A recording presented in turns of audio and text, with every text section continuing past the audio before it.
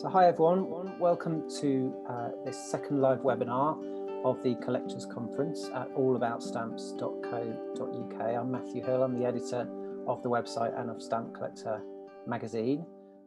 Today we have Ian Harvey, who's going to be speaking about stamp booklets for us. Just to let you know, we'll be answering questions, should you have any, at the end of the presentation. If you want to ask any questions, you can use the Q&A box, which is at the bottom of your screen. And you can also use chat as well if you want to chat to me or to any other attendees. So that's it. So over to you now, Ian, if you can share your screen and begin the presentation. Thank you very much, Matt, and good afternoon to everyone, or if you don't happen to be in Europe, which would be absolutely excellent, I think, at this particular time, then good morning or good evening, as the case may be. So let me just start this little show here. So Stamp Booklets Explained. Well, first of all, although you and I talk about booklets a lot, this is not what the post office did. The post office produced books of stamps. And so what I have done here is to put books here. That's George V book, and this is a much more modern book, as you all know, that's pre-decimal Machin. But booklets are technically those that come out of vending machines. And this is early, whoops, hold on, sorry. This is a 1940 booklet, 38 booklet, in fact, and this is a much later down on the right. I seem to be having problems with my little arrow down on the right. This is a Wilding booklet much later. So there is a distinction technically between books and booklets. And booklets, of course, only came in with Edward VIII, which was in 1936, late 36.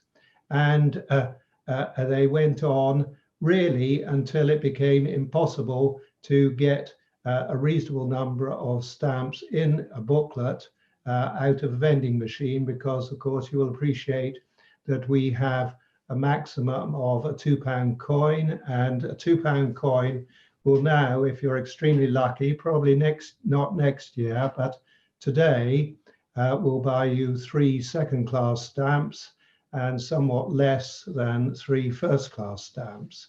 So stamp booklets, vending machine stamp booklets, disappeared in about 2000. On to where did we start? Well, the first book that is available to you and me is this telegraph book, and this is Benelli's Telegraph. Now, you may well know that there were a very large number of telegraph companies in the Victorian period. This is the 1860s, and a lot of them, in fact, produced stamps, but a lot of them didn't get off the ground as telegraph companies, and they were nationalized fairly quickly. So these stamps and these books were not used, but they're quite interesting in a way. They illustrate that books existed. This has a total value of stamps in it of 1 guinea. Now, of course, I should explain that, should I not, for hopefully a number of listeners, in that a guinea is 21 shillings, and 21 shillings for those aged under 50. I hope there are some viewers, but who knows, 21 shillings is £1.05. And that's simply because the 7 panes of threepence happen to add up to 21 shillings. Let us go on to the next stage. Now, the post office makes great moment of this book. This is a memoranda book, and it was sold through slot machines. It is purely commercial, and the post office had nothing to do with this except granting a concession for the company, which was the Stamp Distribution Syndicate, followed by the Stamp Distribution Company, to sell memoranda books in through slot machines, and they had in them a penny lilac in the back there. Now I'm cheating a bit, I'm sorry to say this, I'm cheating in that that penny lilac happens to be used, but I hope you'll get the idea.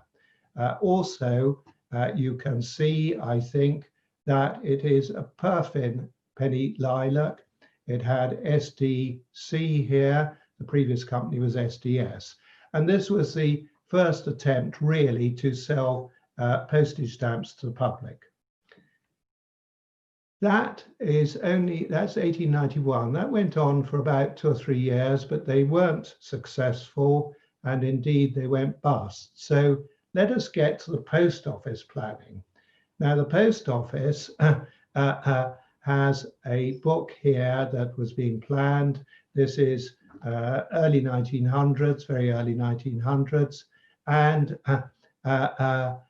they had to make up their minds whether they were going to have the binding on the right there or the binding on the left. Now, you and I know that it is much more convenient to have binding of, for instance, a book on the left, and then you open it from the right. But they had to think that one through, and this is a dummy book with De La Rue dummy stamps in, quite pretty. And then, of course, they got to planning the real thing. So they had to decide on covers, that is the thickness for substance of cover, this says. They went on then, of course, to think about the color, which we will see is red. And this pane above it is, sorry, I went on there, didn't I? Let's go back a moment. And this pane is a penny pane of stamps, a dummy penny pane of stamps. Now to the first issues.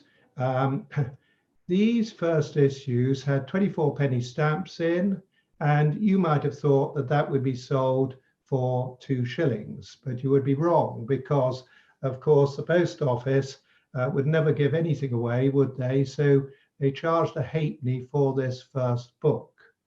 But they started to realize that that's all a bit silly, isn't it? Because who wants to go round and pay an extra halfpenny? It's a bit like going into a shop and being asked to pay £1 and a penny, isn't it? So they quickly realized 2 things. First of all, that they needed halfpenny stamps for postcards. Now that wasn't a miracle, because by 1904, when this is being issued, you'll appreciate the postcards were in their heyday. So why they didn't think of that in the first place, who knows?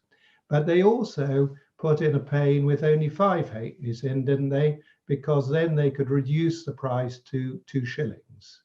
And that happened through the first Edwardian issues. So we get from 1904 to 1910. Then we go into the Georgian issues.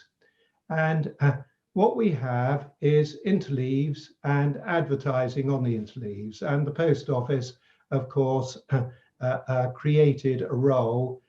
They created an advertising agent, and the advertising agent looked after all the advertising and solicited advertisers.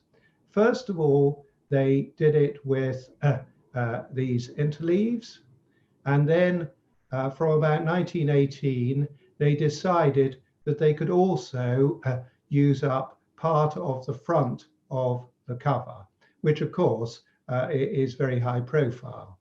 Now, this advertising in Georgian books, and then through all the way up to, in fact, George VI, continued until 1943, but of course we got into the war. So advertising stopped in 1943, and then it came back in 1953, and we go all the way up to about 1975. So this is a typical back cover in the 1950s. You can see that September 1957, and this is about 1973-4, where the post office agreed that advertising could come back onto front covers. because initially they felt that it shouldn't for one reason or another. So what to collect? Well, I have, I suppose, two collections, because I have books. I also have booklets as well, but here are books. And in those books, you get obviously panes of stamps. So you can create two collections, and a lot of people do. Some people just collect books on their own because they are numbered sequentially at that time. In this time, they have dates on. So you know both the series and the times that they were issued. But I like putting these things together, as I'm going to show you on future slides. But those are obviously typical as that book. Penny Halfpenny Pane obviously was in this book there. Again, just to reinforce it, this is a book of stamps, just to be sort of technically correct. How are these printed? Well, I expect that most of you know that panes of book stamps, or stamps from books, have both upright watermarks and inverted watermarks. Now, obviously, they didn't print stamps deliberately with inverted watermarks. It was all to do with how can you make up the book, because you need a small binding margin on the edge of the pane. So here we have part of a sheet printed for books. And what I am trying to do here, but I'm not getting my, here we are. So I have a pane there of 6 upright stamps, and then a pane here of 6 inverted stamps. Obviously, the watermark just continues up. But the point is that you need a little bit of a selvage there to bind into the book. And then if you're going to do sheets of these stamps, print sheets, you need a little bit of a selvage here. And this bit there will be on the edge of that pane, and this bit here will be on the edge of that pane. So the reason you get 50% upright watermark and 50% inverted watermark is that you have got these 4 panes which are upright, inverted, upright, and inverted. Now, there's considerably more about this sheet to collect. First of all, you may notice that on the edge of a sheet, you just have rules. So that's on the left side, obviously, and this is on the right. For the middle, they did the rule and bars. So if you think about this, you have got 4 distinct panes here, because you've got upright with just a rule, you've got inverted with just a rule, and you've got both of these with rules and bars. So before you even start, you have got 4 panes. And then just to show that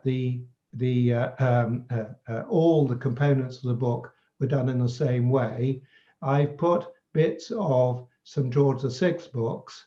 I think you can see this is February 1942.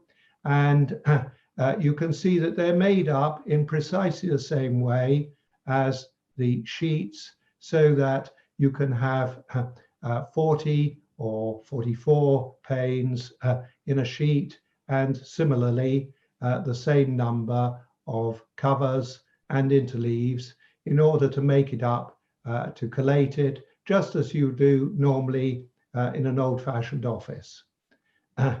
Now, the other thing I just want to draw to your attention is, of course, that selvage is imperforate. There are no perforations across the selvage.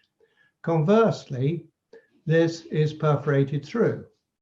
So, and that is always going to be perforated through, because the perforator or the sheet under the perforator moved from left, in a minute, left here across to the right.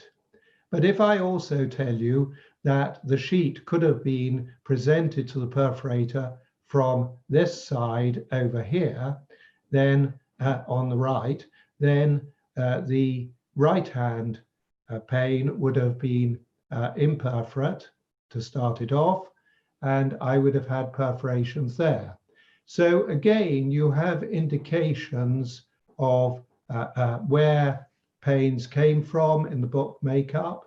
You also have extra panes to collect. On to, just to show you how stitching occurred. These are much more modern booklets. As you can see, these are 10p booklets, I think in about 1974. But perchance, we have these examples which just show how they did the stitching. And what happened was, in a minute, that you got your five booklets across here, and they are obviously head to head, toe to toe, head to head, and then toe to toe. So the first mass had double stitching, just one set of double stitching, that is, with a Singer sewing machine in that place that I have just indicated. And what that allowed the stitching operator to do was to then flip the sides of these to just see whether everything was in order, or whether, for instance, panes or interleaves had got messed up. So having done that and being happy about it, what the operator did was that he had a pencil, and on the back cover, just put his initials in a corner of the whole mass. Now, this mass comprises that strip there, about 6 times as high. So they were 12 books that way and 5 books that way. And for instance, he may have flipped this side, and he may have put a little pencil mark on the back cover to just say, yeah, I've checked all this, I think it's all right. And then they did a second pass with the sewing machine. So here is again the double-headed sewing machine. And then thirdly and finally, we have this stitching on the right. So that just gives you an idea how all books were made up.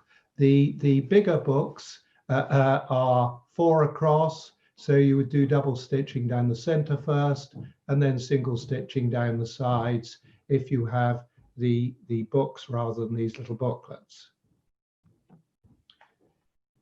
Let's talk about perforation. I referred to that a little while ago with that part sheet, but here I have 3 panes that are ostensibly the same.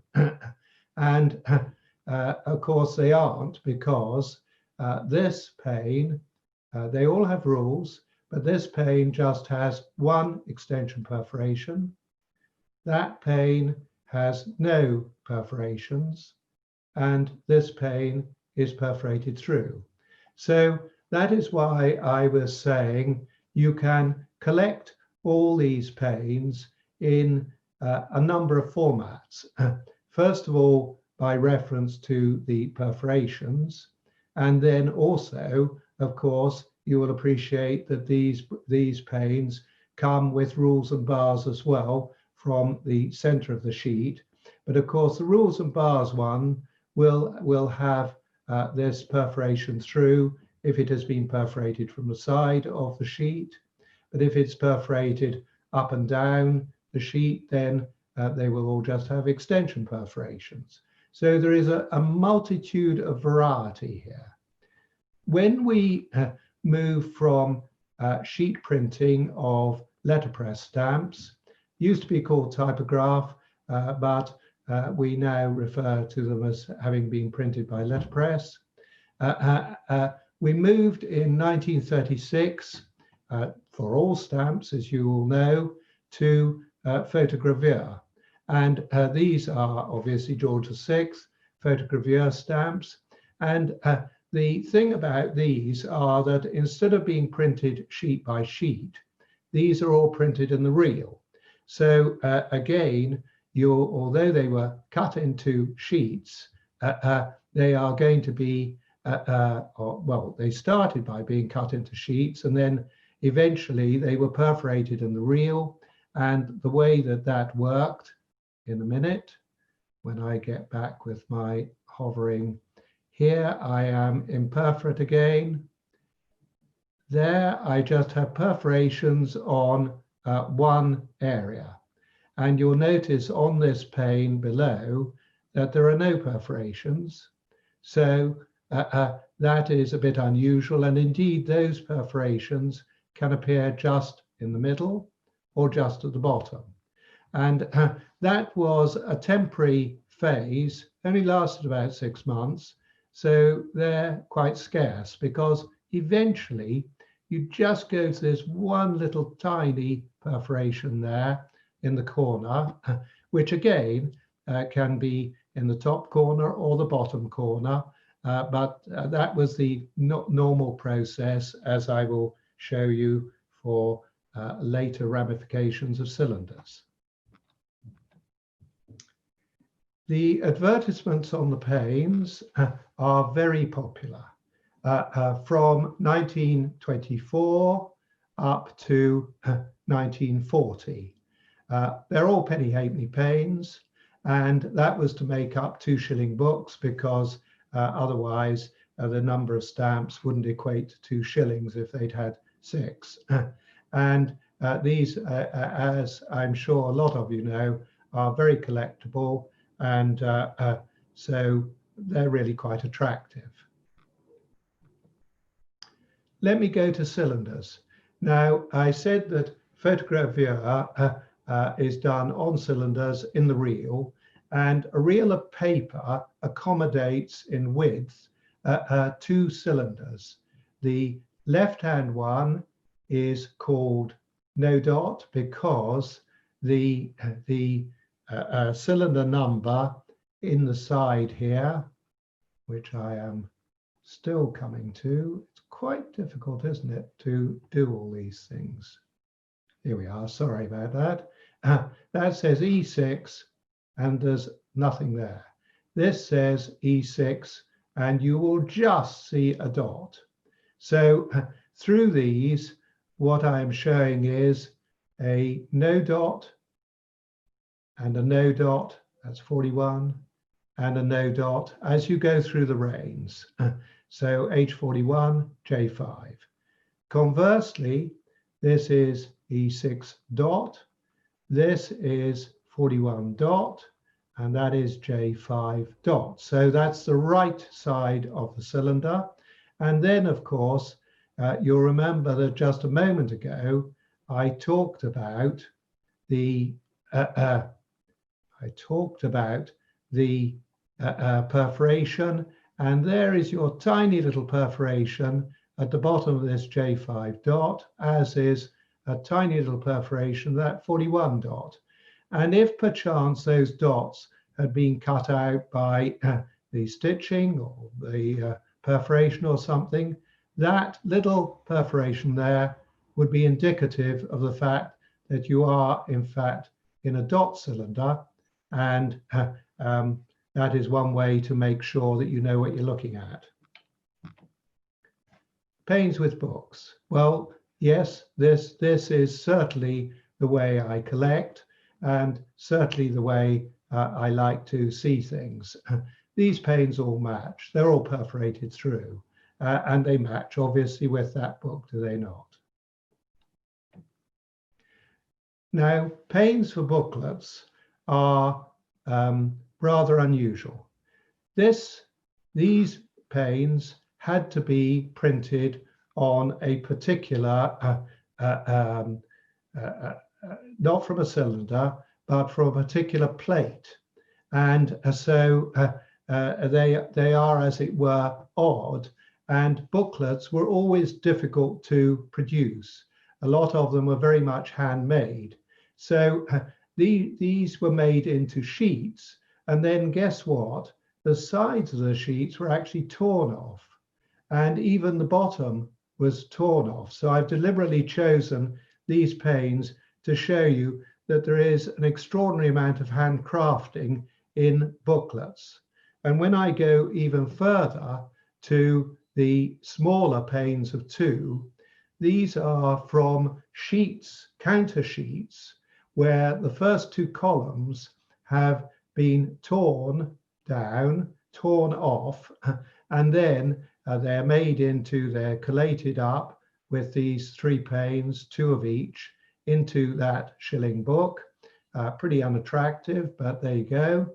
And you can see that those are off sheets because this shows the arrows from the sheet margin, which are on row, this is row 10, and then of course row 11 has the next bit of the arrow.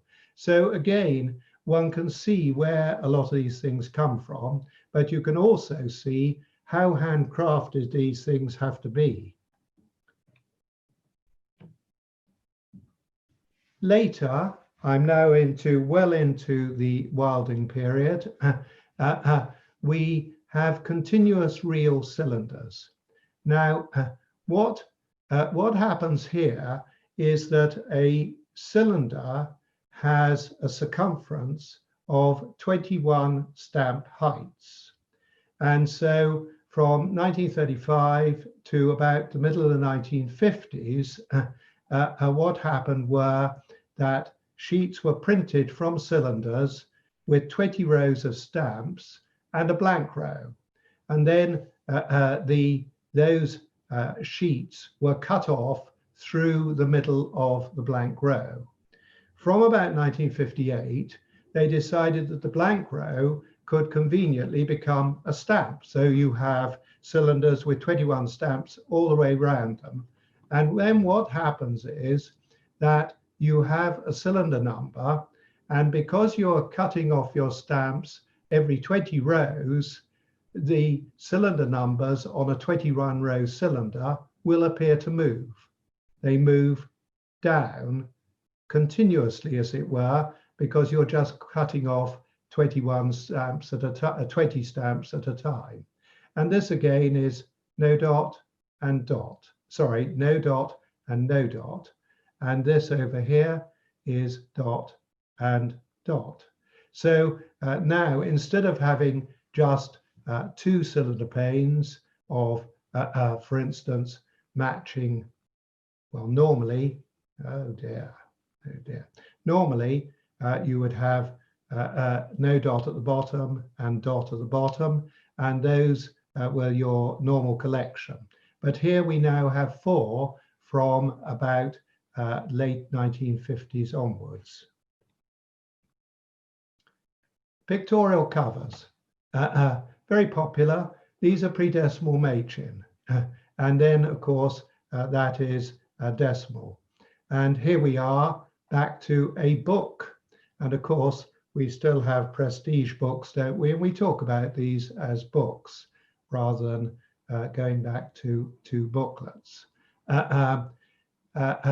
These pictorial covers continued from 1968 up to 1973-4, apart from the prestige, of course, which have continued forever and a day. And again, then on vending books, these are booklets, of course, we had pictorial covers later from 1976 or 56 up to about 2000, whereas you can see for a £2 coin you get 825p stamps, but now you would get hardly anything. And these are very popular as well. And of course, they have cylinders. So here we have panes done by Harrison with their cylinders, panes done by Walsall with their cylinders, and panes done by Questa with their cylinders.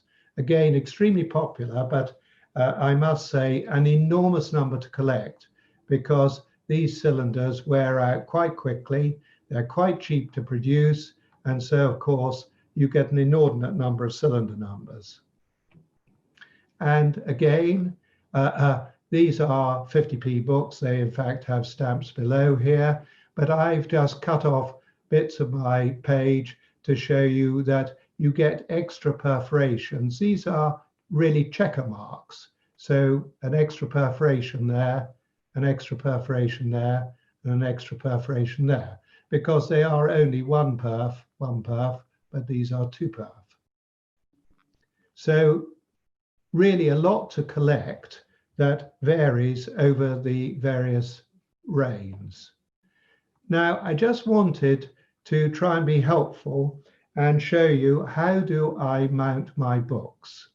Well, although I put some black mounts around some of the panes to show them up better for this show, I don't use black mounts at all, hardly ever, and particularly not for books, because then what I do, this is obviously 2 stamps high, and what I do is to use a Howard, presumably you can use others, a Howard mount, which is 1 stamp high, and it is 1 stamp high, and I do them head to head, and effectively I'm creating a little envelope into which I slide the back cover. So I slide that book across, and that's why I'm just showing you I slide it across. And that is just an example of what I do for all my books. I find that putting corners on is, well, pretty well disastrous. You can never move them. And if you ever want to take anything out, it's a complete pain. So no pun intended. But this I find works fantastically well. And I do it throughout with this type of book, and then with the later books as well. So you can adjust as you see fit. I'm just going to run now because I've only got a few more minutes. I'm just going to run through other interesting things, I suppose. So errors, phosphor errors. Now, phosphor, as you know, was brought in again late 50s and then going into the 60s. And the first color was so-called green phosphor, and blue phosphor later. There were quite a few misplacements. And of course, you're supposed to have bands down the sides of the stamps, but they get moved into the stamps. So you get stamps with just 1 broad band instead of two narrower bands or 2 8mm bands over the sides of the stamps. There's quite a lot of this to collect. It's quite interesting. As you see, I can pretty well match up an upright pane and an inverted pane of watermark I'm talking about. Errors of printing. May 19 blank. 53 has been left off. In fact, there is a May 195 as well. Loudon for London, very well known this, but quite nice. And then, of course, we can get errors of printing and guillotining, can't we? So this is rather spectacular.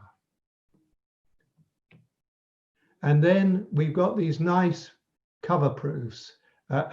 These occur for both the pre-decimal Machin and after and the decimal Machin. Using the pre-decimal Machin, here is the 4 and 6 book, and this is for the QE2. But you'll notice that this says Queen Elizabeth Roman II, which of course is the Queen. So that had to be changed. And so you get interesting things of that nature. Here is Drake. Well, Drake was never used for a book cover. And then occasionally you get composites, which of course everyone likes composites to have a number of items together. And Captain Cook was issued, but as I said, Drake was not. And then the Curlew, was used for 30p booklets in the decimal period. And the eagle, the golden eagle there, was actually used in a 6-shilling book. So these things are quite pretty. And of course, you can match up things, anything that is issued, you can match up with an issued book, can't you? There is quite a lot of so-called advertisement proof material. These are galley proofs. And again, you can match those up with the books that they come from. This says 10 shilling February 1968. This particular book is a paste up. That is to say, it is a previous advertiser voucher copy with no stamps in, and then they've used it to put on these advertisements over whichever is the relevant interleaf to create a record, an initial record of what is being done. Pre-cancel panes. Well, advertisers were sent a book to prove, to illustrate to them that they had their advertisement in it. But of course, the post office doesn't give anything away, does it?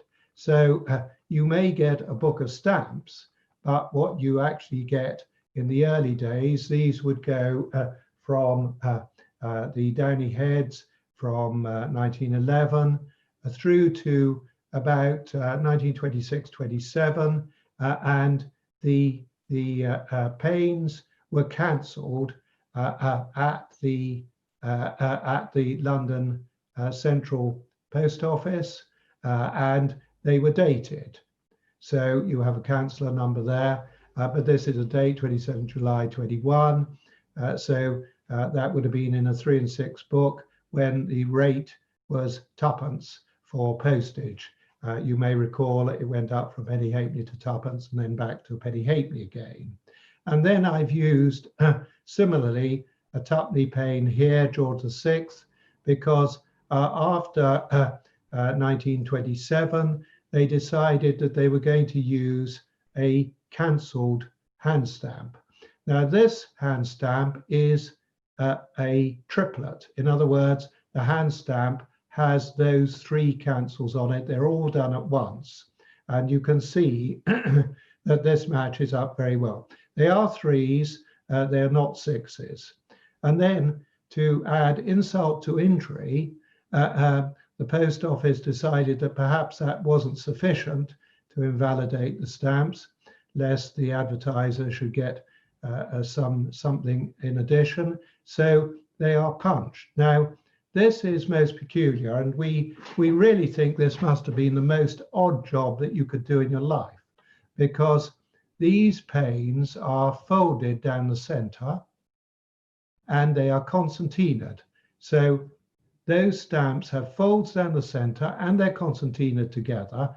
And then this is an ordinary old-fashioned railway ticket punch where you just punch once, and guess what? You get precisely the same hole in each. But talk about messing it up. Packaging, well, I will collect anything that enhances and anything maybe that I can show. So packaging, I'll start on the right because this is a full description of packaging. Here we have a book. This is a decimal book. It's issued in autumn 1973. It will say on the back, autumn 1973. And then what we have is a wrapper band. You can get lots and lots of wrapper bands. And you'll see that it says there are 10 books there at 35p, and they add up to £3.50. Now, 10 books in wrappers then are put into packets, and so you have 200 books, so you have 20 wrapper books into a packet, and that's a packet label, and then you do 20 packets for a parcel. So this is a complete sort of match of packaging, which is reasonably easy to do for more modern books. If you go back, it becomes very, very difficult. I mean, I have definitely not seen a parcel label going back, well, certainly pre-war. Even packet labels, as this one is, because it says 200 books, similar to that 200 books. This is 1929, as you know, and so I match up the parcel, the packet label with the book. This is edition 104.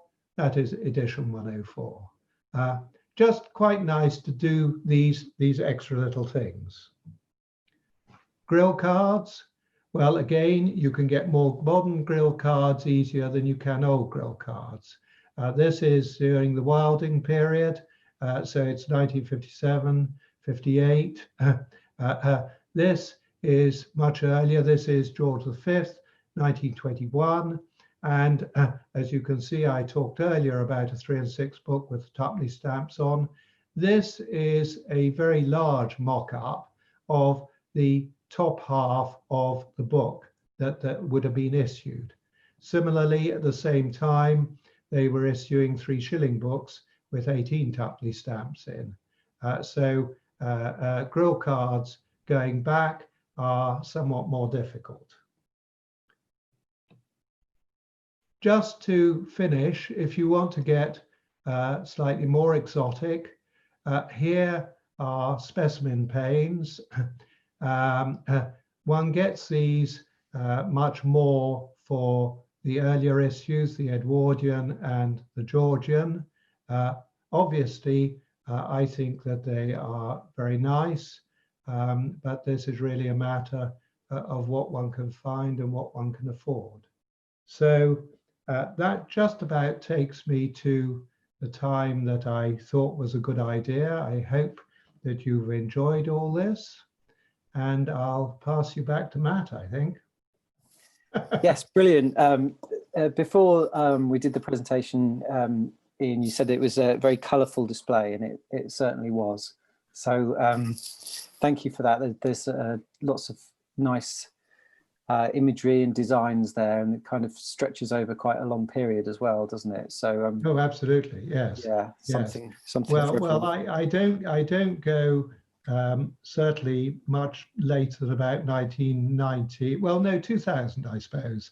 After that, it got beyond me. Okay, in terms of numbers being issued? Well, yes, certainly the numbers of issues, if you go into detail, are of course extraordinary. And we all know that almost every opportunity is being taken to produce another colourful book of one sort or another. Yeah. I'm not talking only about prestige books, but there were other books which have first and second class stamps in, which also had commemoratives attached to them over a period of years. And of course, even if you just take the first and second class stamps, then of course you're getting the background, which has in it the security letters and numbers, which tells you where they came from, where the books actually came from for being issued, whether they're 2018 or 2019 from the background. So it gets pretty complicated. Yeah, I bet. It's a challenge for someone out there. They've got all the time in the world. There are a lot of people doing it. Yeah. It's just that I thought I would start at the beginning. Yes, absolutely. Okay, well, we've had some questions in. Just to address this one, because it was just on the final few slides there. Gordon Hardy asked, what are grill cards? Oh, grill cards are, if I go to the post office, not now, if I did go into the post office, and you'll remember that the lady behind the counter was literally behind a little grill, and these cards were hung on the grill to advertise what books were there. Right. So So both those are cardboard. In other words, those Yes. grill cards are cardboard. There are also similarly posters, which are paper and can be anything from A4 up to A1 in size. Right. Okay. So it's which would be put up in post offices. to promote that particular Yes. booklet. Okay. Perfect. Okay. So right at the start of the presentation, James Heal asked, was Britain the first country to issue books of stamps? Ah, I'm sure he knows the answer. Oh, okay. No, Testing you. Luxembourg, it's a good question. It's a good question because Luxembourg, little Luxembourg, as they say, issued books in 1895. Okay. And our first book, of course, is only 1904. And we're not doing very well at all because the US had books of stamps before us. Canada has books of stamps before us. So by comparison with the penny black, where we sort of got off the ground pretty well, with books of stamps, we're very slow off the blocks. And I mean, what is pretty extraordinary is that these other countries were issuing books of stamps where they are bound on the left and you open them on the right. And that dummy I showed you right at the beginning is seeing, well, shall we bind it on the right and see what happens on the left, which is completely bizarre considering everyone else had sorted it out. Yes. Yeah. Okay. You could say that a lot about a few things about our country, maybe. Yes, yes. Going our own way. But so do you collect any of the other countries? Have you dabbled in any of those? Oh, that would be a step too far, I think. Yeah. As at least two of the listeners that you've now mentioned know, I have, probably the better part of 2,500 sheets of British stamps. And I don't put one pane on a page. so that is quite sufficient, I think. Yes, yeah, okay, fair enough. And then we had Phil Ward, who asked, what was the proportion of stamps sold in books or booklets versus post office counters regular sheets? I don't know exactly, but the answer is very small. I mean, when I say very small, I would think no more than 5% books to counter sheets. But presumably, of course, a lot of sheets are going to be used commercially, aren't they? And then, of course, as Phil will know, a lot of the sheets were made up into coils for commercial use as well. So books really are only for you and me as just the customers, just normal customers for our own use. And of course, they're supposed to be a convenience to put in your waistcoat pocket, you'll remember. Yes, yeah, okay. We've got some more questions coming in, actually. So David Poynton asks, I've heard some panes are punched with an office type punching machines. Yeah. Are these official? The panes I think that he is talking about are those that I said had the London EC cancellation on. And the answer to that is, yes, they are official.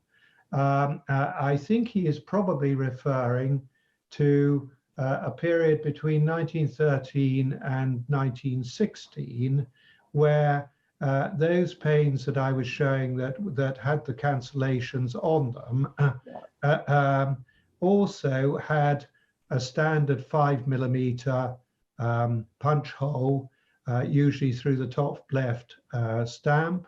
And yes, it is official. Certainly all the books with that and all the panes from those books have come, I think, from the advertiser contractor sources. Okay. They have generally not come, for instance, from commercial advertisers, where the apocryphal story was that a commercial advertiser would put a punch hole through the book he received, and then he would be able to file it somewhere. Well, maybe yes, maybe no, but all these types of books and panes that we have come through the contractor source, not through commercial advertisers, because you have to remember that a commercial advertiser received a maximum of 2 books. So for the number of books that are available on the market, we would have virtually no books at all if they'd been coming from commercial advertisers. So it is apocryphal that these punch holes were done by commercial advertisers. They were done by probably post office staff. Yeah.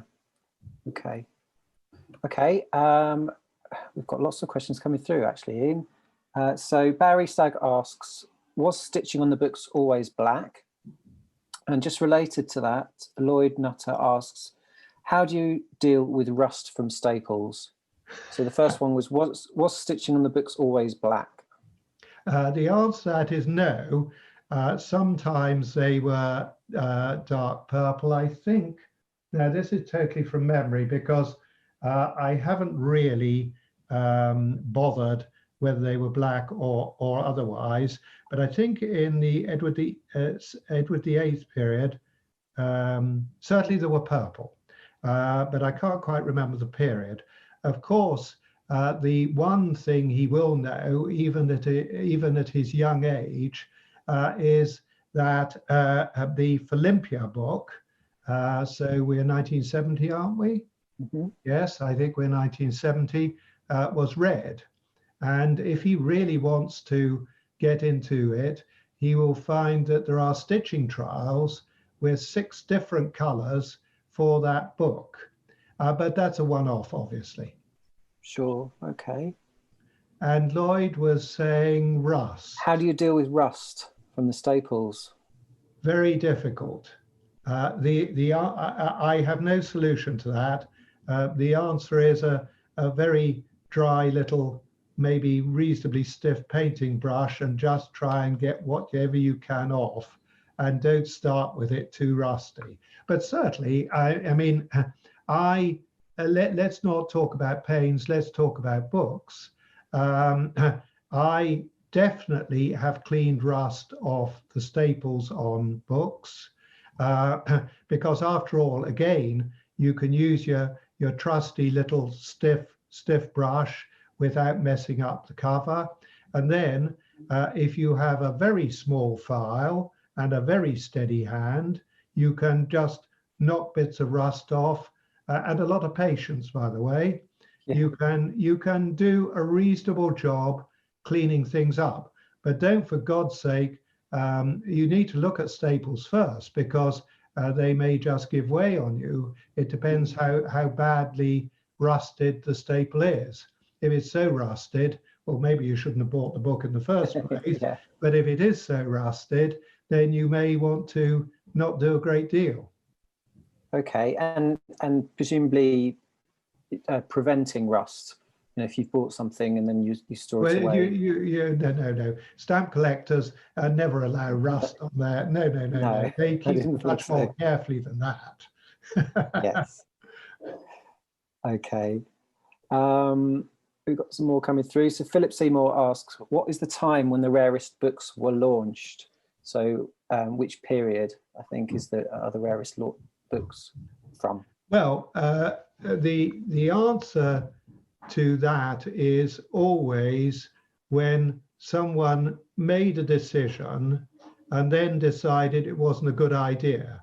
So to give you an example, during the war in April and June 1944, it was decided that the 5-bob book didn't have a sufficiently bold cover, so they changed it to make a very unattractive cover with extraordinarily bold 5 shilling and so on it. And then they thought, whoops, hold on a moment, that doesn't look very attractive at all. So you've only got 2 editions of that. And being the war, not many were kept. So that book will retail or even go to auction in good condition at about a couple of £1,000. So really, the answer is always you're looking for an unusual event giving rise to a short period. So I can't say, oh, 1918 or 1922 or whatever.